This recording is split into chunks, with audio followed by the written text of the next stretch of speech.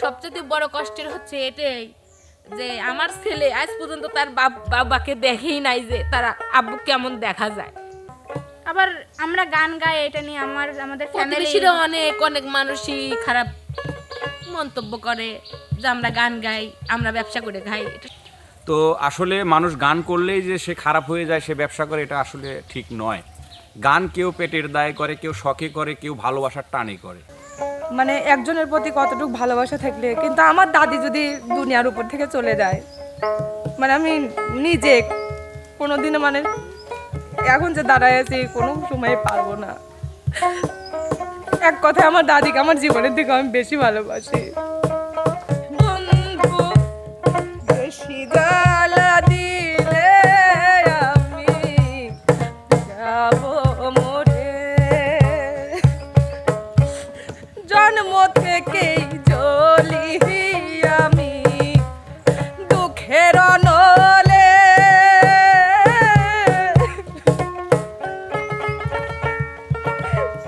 প্রিয় দর্শক, যারা আপনাদের প্রতিনিয়ত, প্রতিক্ষণ, প্রতিদিন, প্রতি মুহূর্তে আপনাদের বিনোদন দিয়ে যায়, আপনাদের হাসি খুশি রাখার চেষ্টা করে, তাদের জীবনে যে কত কষ্ট, কত দুঃখ লুকায়িত আছে। আমি এই ভিডিওটা আমি কোনো দর্শকে বোঝাচ্ছি না। আমার এই ভিডিওতে আমি যে কথাগুলো বলতেছি আমার পরিবারকে মেসেজ দিচ্ছি। আমি বোঝানো উচিত যে শখের বয়সে আমি কতগুলা মানুষের দায়িত্ব পালন করে যাচ্ছি, অথচ দিন শেষে আমি কিনা খারাপ হচ্ছি, পরিবারের কাছে আমি দিন শেষে খারাপ হয়ে যাচ্ছি।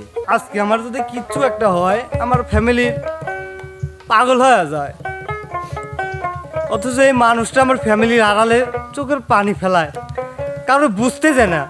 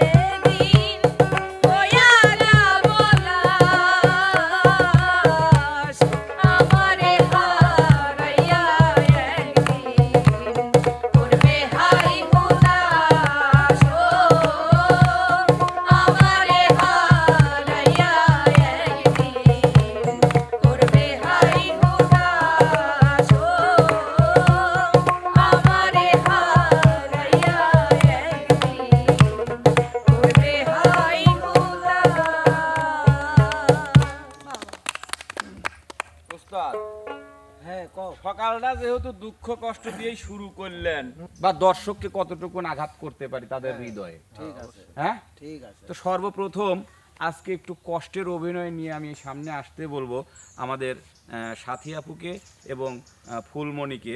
তাদের সংসারের অভাব অনটন, তাদের সংসারের গার্জিয়ান, মাথার মুকুটটা নাই, না থাকার কারণে তাদের কেমন কষ্টে দিন পার করতে হচ্ছে সেটাই আমরা আজকে তাদের অভিনয়ের মাধ্যমে ফুটিয়ে তুলতে চাই। মানে বাস্তব বিষয়। বাস্তব বিষয়।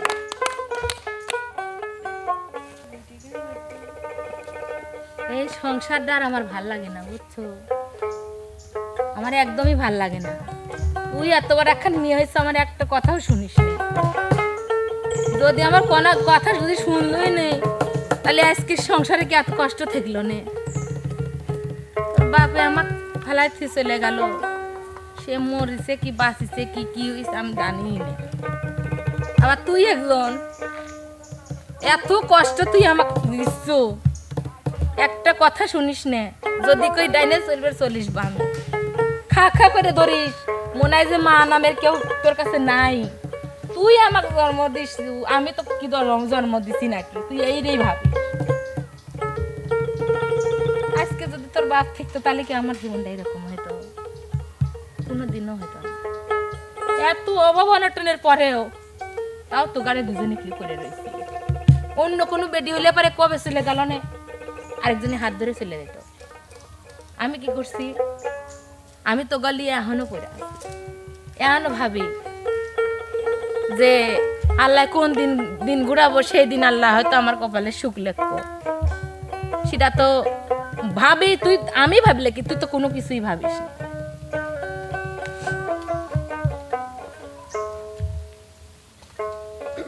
আসলে মানে আজকে যদি আমার আব্বু থাকতো তাহলে এরকম অবস্থা হতো না। মানে আজ মনে হয় 7-8 বছর হয়ে গেছে আমার আব্বু গেছে, ফেলাতে গেছে। আদৌ বাইসে আছে না মরে গেছে আমরা কিচ্ছুই জানি না। সেজন্যই সত্যি কথা আমরা মানুষের কাছে বলি যে আমার হাজবেন্ড মারা গেছে, সত্যি যেটা সেটাই। সে মরে গেছে না বাইসে আছে আমরা আদৌ জানি না। আবার সেও জানে না যে আমরা আদৌ বাইসে আছে না মরে গেছি। তো আমার এই মা মেয়ের জীবনটা অনেক কষ্টে। এইভাবেই গান গায়া এই চ্যানেলে কাজ করে আমাদের দুজনে আমার জীবনটা চলে আর কি, সংসারটাও এভাবেই চলে। আমার একটা ছেলে আছে, ছেলেটা ক্লাস 1-এ পড়ে। সবচেয়ে বড় কষ্টের হচ্ছে এটাই যে আমার ছেলে আজ পর্যন্ত তার বাবাকে দেখেই নাই যে তার আব্বু কেমন দেখা যায়। এটাই সবচেয়ে বড় কষ্ট। আমার কোনো হাজবেন্ডের দরকার নাই, আমার সবচেয়ে বড় কষ্ট যে আমার সন্তান তার বাপের কোনো আদর পায় নাই। এটাই সবচেয়ে বড় কষ্ট। আমি যতটুকু আদর পাইছি, কিন্তু আমার ছোট ভাই দেখেই নাই যে আমার আব্বু কেমন দেখা যায়। আমাকে মাঝে মাঝে আম্মু যখন থাকে না আগে, তো আমি তো কয়েকদিন ধরে আমি এরকম গানের জগতে ঢুকছি। আমার ভাই যখন আমার থুয়ে আমার প্রোগ্রামে গেছে, তখন আমার ভাই স্কুলে যেহেতু পড়াশোনা করে, অনেক মানুষের বাবা এসে নিয়ে যায় স্কুল থেকে। তো আমাকে জিজ্ঞেস করে, আচ্ছা আপু আমার আব্বুকে নিয়ে, তখন আমি জানি আমার কেমন লাগে। আবার আমরা গান গাই, এটা নিয়ে আমাদের প্রতিবেশীরা অনেক অনেক মানুষই খারাপ মন্তব্য করে যে আমরা গান গাই, আমরা ব্যবসা করে খাই, এটা সবাই বলে। অনেক কিছু মানে জীবনের উপর দিয়ে তো অনেক কিছু ঘটে গেছে, সেটা তো বলবোই না। সব কিছু নিয়ে কষ্ট নিয়েও আমরা বেঁচে থাকার চেষ্টা করতেছি আর কি, যে যদি আমার ছেলে মেয়ে দুটো মানুষ করতে পারি। তো মেয়ে তো যতটুকু হয়েছে সবচেয়ে বড় আশা করি যেন আমার ছেলেটা মানুষের মতো মানুষ হয়। এটাই সবচেয়ে আল্লাহর কাছে আমাদের চাওয়া, আর দর্শকদের কাছেও চাওয়া যে আমাদের জন্য অবশ্যই আপনারা দোয়া করবেন বেশি বেশি। আসলে আমার আম্মু খুব ইমোশনাল, কিন্তু আমার চোখে তাদের পানি আসবে না, কারণ আমি কানতে কানতে আমার চোখের পানি শুকায় গেছে এক কথা। এখন আর ওইভাবে কান্না আসে না, হাজার চেষ্টা করলেও পারবো না। ভালোবাসার মতো ভালোবাসলে তারে কি গো ভোলা যায়? ভালোবাসার মতো ভালোবাসলে তারে কি গো ভোলা যায়? ক্ষণিকের ভুল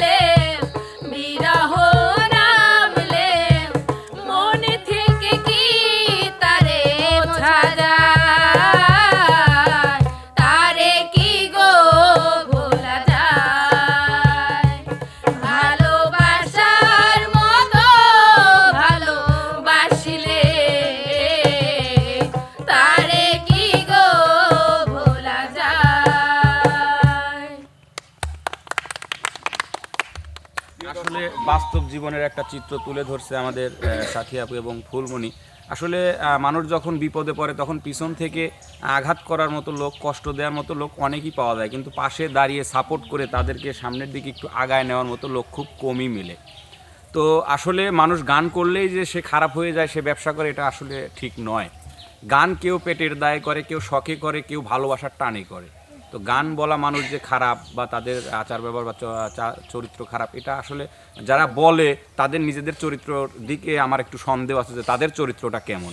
তো যাই হোক, আমি আর ওদিকে না যাই, এবার আমি চলে যাব আর একটা করুণ দৃশ্যে, আর একটা করুণ গল্প শুনতে আমাদের রানীর কাছে। রানীর ইতিপূর্বের তার বাবা মা বা তার যে পরিবার পরিজন, নানা নানি বা দাদা দাদি যারা আছে, তাদের নিয়ে রানীর একটা ছোট্ট কষ্টের গল্প আছে। আমরা সেই গল্পটাই শুনবো আজকে রানীর কাছ থেকে। রানীর যদি বাবা বা কোনো ভাই বা কোনো দাদা নানি যদি সহযোগিতা লাগে, তাহলে ওখান থেকে যে কোনো কাউকে পছন্দ করে নিতে পারে।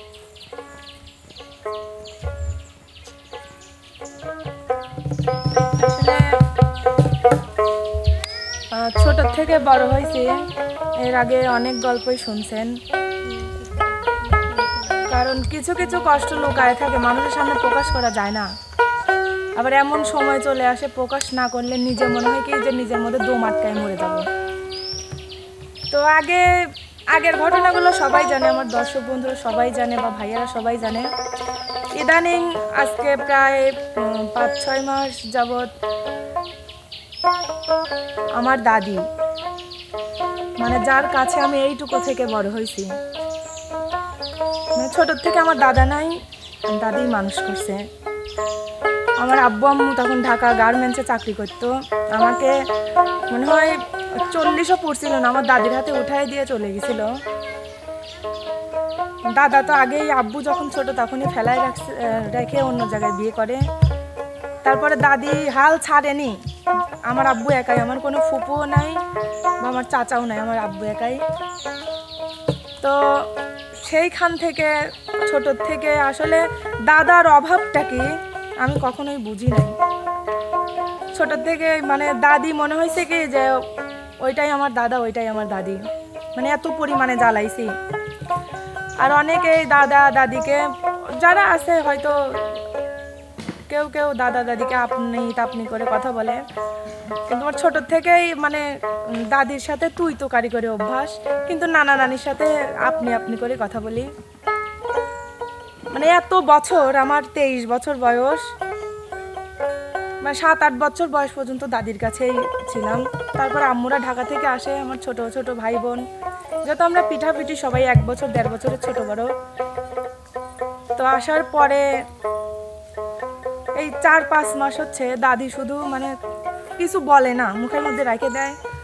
আমার আম্মু অসুস্থ, সবাই জানেন, আমার আম্মুর কিডনির সমস্যা, হার্টের সমস্যা, ওইটা নিয়ে মানে সেরকম ওষুধপাতি খাইতো ঠিক, কিন্তু দাদি মানে মুখ ফুটে কিছু বলে না, শুধু ফুলে যাচ্ছে, পাটা ফুলে আসে খালি। শুধু আমার বাসায় যখন আসে বলে কি যে দাদা রে আমার পাটা কিরকম যেন ফুলে যায় খালি।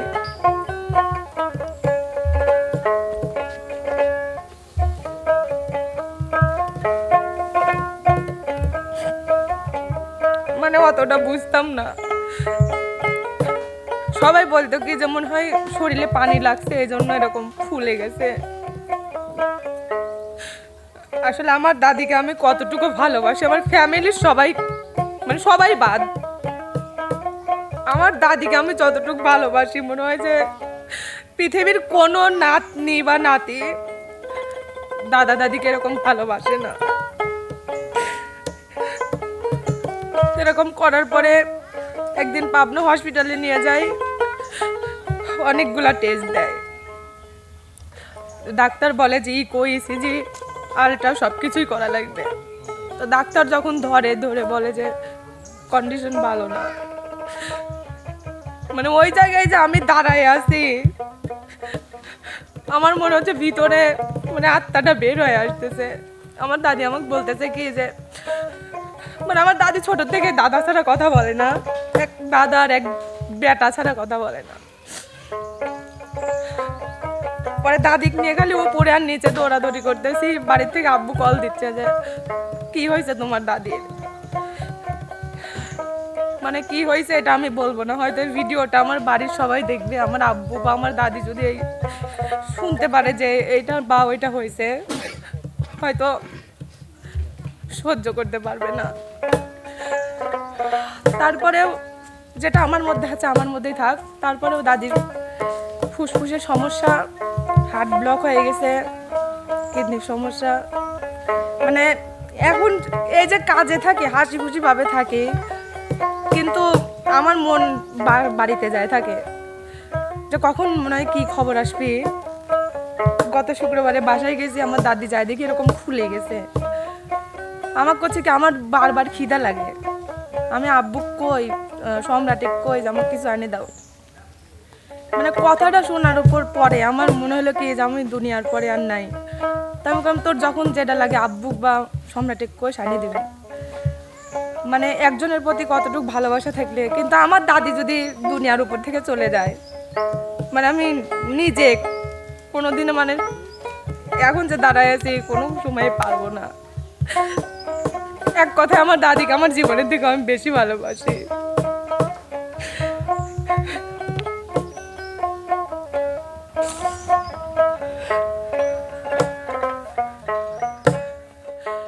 আর আমারে জ্বালাস না রে এমন করে বন্ধু, আর আমারে পুরাস না রে এমন করে,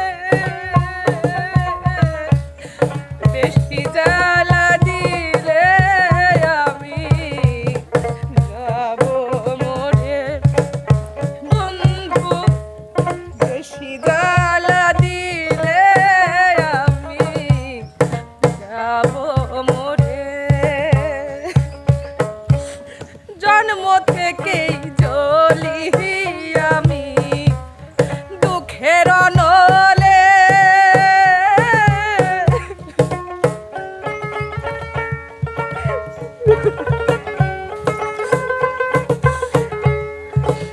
আসলে প্রিয় দর্শক, যারা আপনাদের প্রতিনিয়ত প্রতিক্ষণ প্রতিদিন প্রতি মুহূর্তে আপনাদের বিনোদন দিয়ে যায়, আপনাদের হাসি খুশি রাখার চেষ্টা করে, তাদের জীবনে যে কত কষ্ট কত দুঃখ লুকায়িত আছে, এটা যদি প্রকাশ করা যাইতো তাহলে মনে হয় আসলে অনেকেই যে পাহাড় ভাঙা কষ্টের কথা বলেন তার চেয়ে মনে হয় বেশি হইতো। আসলে সবসময় যারা হাসি খুশি থাকে, আনন্দে থাকে, আপনাদেরকে আনন্দ দেওয়ার চেষ্টা করে, হয়তো মনে করেন যে এরা না মনে হয় কত না সুখী। আসলে এদের মতো কষ্টে, এদের মতো অত্যাচার নির্যাতন যেটাই বলেন সহ্য করে এই জীবনে বেঁচে থাকা আসলে এদের একটা যুদ্ধ হয়ে দাঁড়াইছে।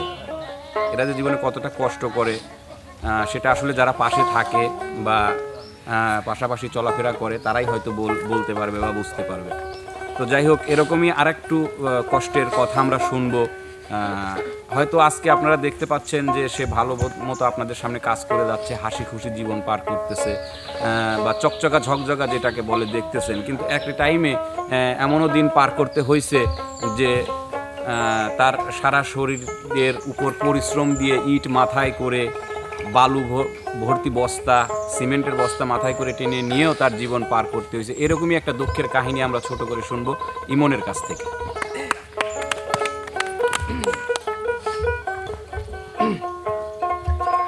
আসলে গল্প এমন একটা জিনিস, মানুষের কথা, মানুষের বেদনা, ভালোবাসা, মায়া, আবেগ এমন একটা জিনিস, এটা কখনো ভাষায় প্রকাশ করে কাউকে বোঝানো সম্ভব না। এটা তখনই সম্ভব যদি কারো আত্মা যদি তার দেহের মধ্যে নিয়ে এসে ওই অনুভূতিটা সম্পূর্ণ বুঝাইতে পারে, তবেই সে উপলব্ধি করতে পারে যে মানুষের মধ্যে থাকা আকাঙ্ক্ষা। আমরা পূর্ব পশ্চিম পাকিস্তানের ঘটনা সবাই জানি সচরাচর কম বেশি। আসলে আমি অতীতটারে না তুলতে চাই, বর্তমানে অতীতে তো জৈলাপুরে আসছি। আমার এই বয়সে শখ মিটানোর একটা বয়স, বাট এই বয়সে যে আমি দায়িত্বটা পালন করে যাচ্ছি প্রতিনিয়ত, যে দায়িত্বটা কাঁধে নিয়ে যাচ্ছি, আমার এমনও মনে হয় মাঝে মাঝে যে আমার জায়গায় যদি কোনো দায়িত্বশীল যদি কোনো ভালো মানুষও থাকে, তা মনে হয় ওই জায়গা টিকতে পারবে না। কিছুদিন আগে আমার বাপের হঠাৎ করে, উনি সংসার চালাইতো, হঠাৎ করে হার্ট অ্যাটাক করার পরে ওনাকে নিয়ে গেলাম পাবনা। যাই হোক, আমরা 3 ভাই 2 ফ্যামিলির, 2 ভাই মিলামিশে, আমি মিলামিশে তার খরচটা বহন করলাম। এখন তার শরীরে যে কন্ডিশন, এখন উনি চেঁচাইতেও পারে না বা কথা বলতে পারে না, পুরো 2 মাস 3 মাস একদম কাজ থেকে বন্ধ। সংসারে 5টা মানুষ, আমাকে দিয়ে 5টা পেটের দায়িত্ব না আমার উপরে।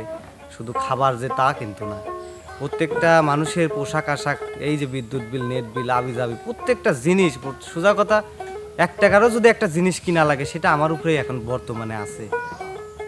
আর দিন শেষে একটা মানুষ, একটা পুরুষ সারাদিন কর্ম করে যাদের পেটের আহার গোছানোর জন্য এই যে মাথার ঘাম পায়ে ফেলায় বাসায় যায়, বাসায় যা যদি প্রিয় মানুষগুলার মুখ দিকে না তাকাইতে পারে, আর মনে হয় ওর মতো দুঃখী মানুষ এই দুনিয়ার একটা নাই, আর একটাও নাই।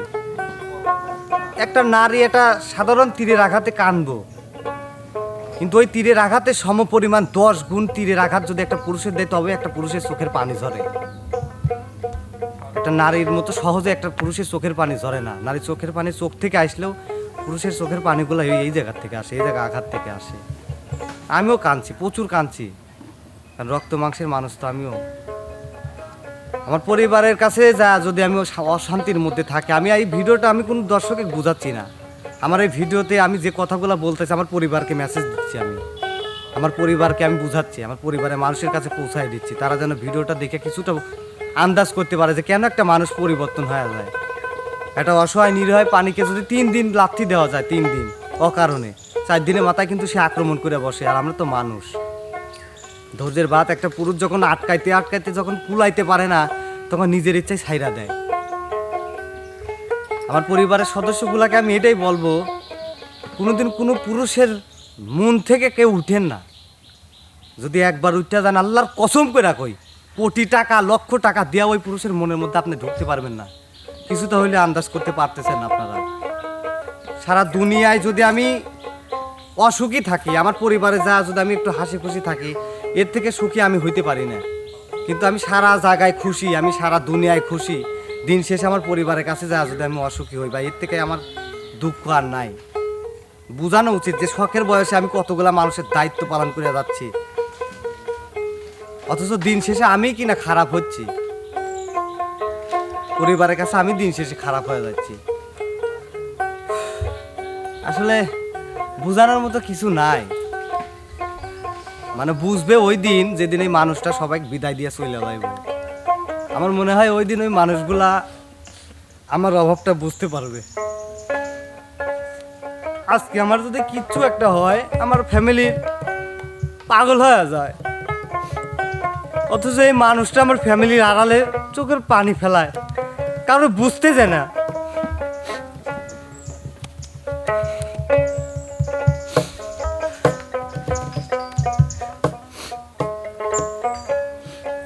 দাঁত থাকতে দাঁতের মর্ম শেখেন, দাঁতের মর্মটা বোঝেন। দাঁতটা যেদিন চইলা যাইব, ওই দিন আপনারা ঠিকই বুঝবেন।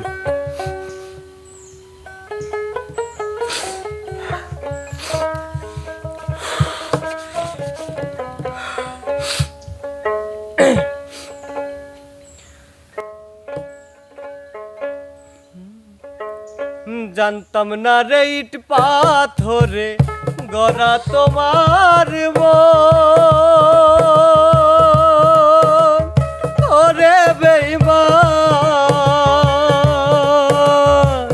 তুমি তো কখনো কারো হও না রে আপন।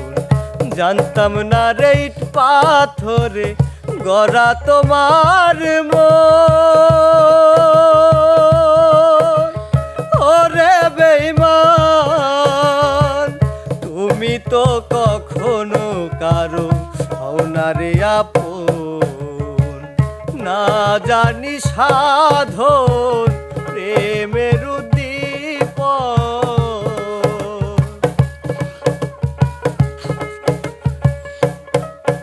ওরে না জানি সাধন প্রেমের উদ্দীপন, প্রেম বিফলে জ্ঞান রোপণ করিলাম।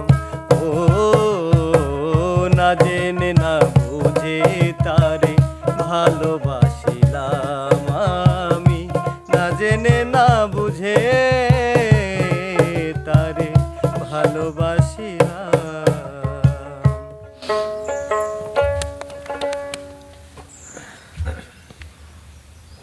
যাই হোক, প্রিয় দর্শক মণ্ডলী, আসলে এটাই জীবন, এটাই জীবন, এটাই লাইফ। এভাবেই প্রতিনিয়ত ধিক্কার শুনে, পরিবার পরিজন আত্মীয় স্বজন বা পাড়া প্রতিবেশীর ধিক্কার শুনে এই জীবনগুলো আপনাদের সামনে প্রতিনিয়ত আনন্দ দিয়ে যাচ্ছে। দেখতেছেন ক্যামেরার সামনে ওরা কত হাসি খুশি, কিন্তু ক্যামেরার পিছনে যে ওদের কত দুঃখ, কত কষ্ট লুকায়িত আছে, এটা আসলে অনেক সময় পর্দার আড়ালেই থেকে যায়। তো যাই হোক, আমি আপনাদের পছন্দের মানুষদেরকে আজকে একটু কষ্ট দিয়ে ফেলতেছি, এর জন্য আপনাদের কাছে ক্ষমা প্রার্থী। আসলে একটা পরিবার কাকে বলে? পরিবারে বাবা মা, দাদা দাদি, ভাই বোন, ছোট বড় সবাই থাকে, আর তার মধ্যেও অনেকেই হয়ে যায় আত্মার চেয়ে আত্মীয়, মানে জানের চেয়েও আপন। আর সেরকমই বড় ভাই, বড় বোন আমাদের ছোট ভাই বোনদেরকে যেভাবে শাসন করে, ভালোবাসা দিয়ে, আদর স্নেহ দিয়ে নিজেদেরকে সামনের ভবিষ্যতের দিকে এগিয়ে নেওয়ার জন্য প্রচেষ্টা করে, সেই রকমই ছোট্ট দুটি কথা শুনবো বড় ভাই এবং বড় বোন সম্বন্ধে। কেননা আমার যারা ছোট তাদেরকে তো আমি আদর স্নেহ করব, তাদেরকে পথ দেখাবো আমি, আর আমার যারা বড় তারা অবশ্যই আমাদেরকে আদর স্নেহ করবে, শাসন করবে এবং পথ দেখাবে। তো সেই পথ দেখানো নিয়েই আজকে দুটো কথা শুনবো আমরা বন্যার কাছ থেকে, তার বড় ভাই এবং বড় বোন সম্পর্কে। আসলে প্রিয় দর্শক, কি বলবো, বন্যা মানে অন্যের কথাতেই তার চোখে মানে অনার্গল জল ঝরছে, তার আসলে সামনে যা আমার মনে হয় কিছু বলতেই পারবে না। কারণ একটা কথাই আমি বলবো, সেটা হলো যে হয়তো এখানে যারা আমরা কাজ করি, খালি আমরা না, সোশ্যাল মিডিয়ায় মনে হয় যারা কাজ করি, প্রত্যেকটা শিল্পী বা প্রত্যেকটা লোককে যদি আমরা মানে সেই চোখে দেখি, ধনী খুঁজে পাওয়া যাবে না, সবাই দরিদ্র ঘরের মনে হয়। যেমন আমরা এই যে পাবনা মিডিয়ায় যতগুলো শিল্পী কাজ করি, আমার চোখে কিন্তু ধনী কিডায় একটাও চোখে পড়ে নাই, সবাই দরিদ্র ঘরের। এরকম মনে হয় গোটা বাংলাদেশ যাচাই করলে ধনী ঘরের লোকজন এই জায়গাতে খুব কম, মানে যারা দুঃখী ঘরের, কষ্টের ঘরের, তারাই মনে হয় এইগুলো করে। হয়তো ওই যে মিলন বলল না, যে কেউ পেটের দায়ে, কেউ শখে, আবার কেউ কষ্টে, ঠিক আছে। কিন্তু এটা ভাবার আসলে অবকাশ নাই যে হয়তো এইগুলো করলো বলেই যে সে হয়তো তার চরিত্রকে বিক্রি করে দিল না, তা না, ঠিক আছে। হয়তো দেখা যাচ্ছে যে কেউ কেউ সংসার চালানোর জন্য, কেউ কেউ বাপ মার মানে খেদমতের জন্য, অনেকেরই আছে দেখা যাচ্ছে যে বাপ মার অসুস্থ হয়ে ঘরে পড়ে আছে, তার বাড়তি কোনো আয় নাই, হয়তো এই জায়গার থেকে 2 টাকা 2 শিখে আয় করে নিয়ে তাদেরকে ভরণ পোষণ করতেছে, এরকমই আর কি। তো যাই হোক প্রিয় দর্শক, সর্বমোট কথা যে আমরা সবাই সৃষ্টিকর্তার কাছে চাই, ঠিক আছে। সৃষ্টিকর্তার কাছে চাইলে সব কিছুই মিলবে, অন্য জায়গায় চাইলেও নাও মিলতে পারে। তো যাই হোক, আর কথা বাড়াবো না, ভিডিওটা লং হয়ে গেছে। তো এই যে আজকের আয়োজনটা আপনাদের কেমন লাগলো, যদিও একটু কষ্ট লাগে, তারপরেও কমেন্ট বক্সে জানাবেন। যদি হয়তো যদি আপনারা কমেন্ট বক্সে আসেন, তবেই জানবো যে না, আপনারা আমাদের দুঃখের মানে ভাগিদার, অংশীদার। তো বন্ধুরা, যাচ্ছি, ফেরবো আবার অন্য আয়োজন নিয়ে। সে পর্যন্ত সবাই ভালো থাকবেন, সুস্থ থাকবেন। আল্লাহ হাফেজ।